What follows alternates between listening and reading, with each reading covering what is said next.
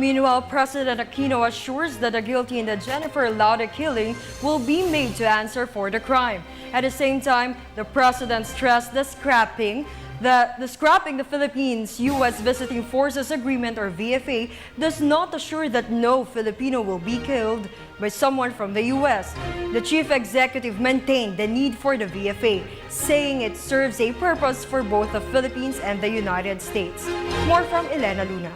President Aquino rejected the new calls to abrogate the Visiting Forces Agreement as he faced the annual Presidential Forum of the FOCAP, or the Foreign Correspondents Association of the Philippines. The chief executive assured the VFA is being reviewed constantly.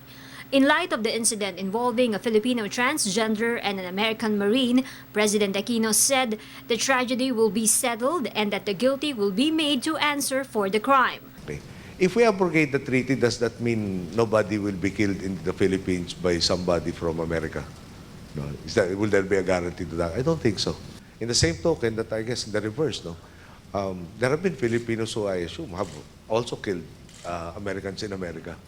Now, the fundamental point that has to be raised is there was a crime committed. There has to be the finding of the guilty party and the accumulation of the necessary evidence to make this person answer for the crime before our courts. And that, I think, is being done currently. And in fairness to the Americans, they have made available the suspect for investigation and for judicial processes, which the treaty calls for.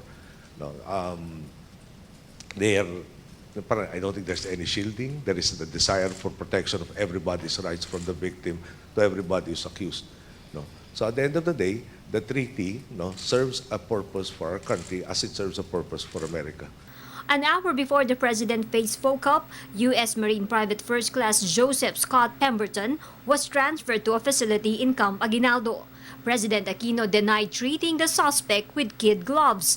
He noted what was supposed to be an equal treatment with Filipinos accused of a crime became what President Aquino called a special negative treatment.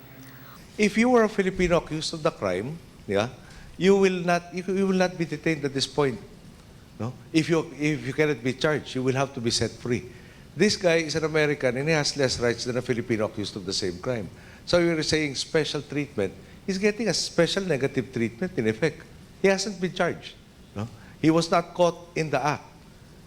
And our rules, not the American rules, our rules state that you have to go through a preliminary investigation. So if you're telling me, why don't I lead the bandwagon and say, let's have mob justice and lynch this guy? No. I think that will be irresponsible on my part. What else can I say, actually? He is getting a treatment that is less than that afforded by our system for a Filipino accused of a similar crime. And then you come up and tell me parang he's getting a better treatment. I think it's a worse treatment. For the People's Television, Elena Luna.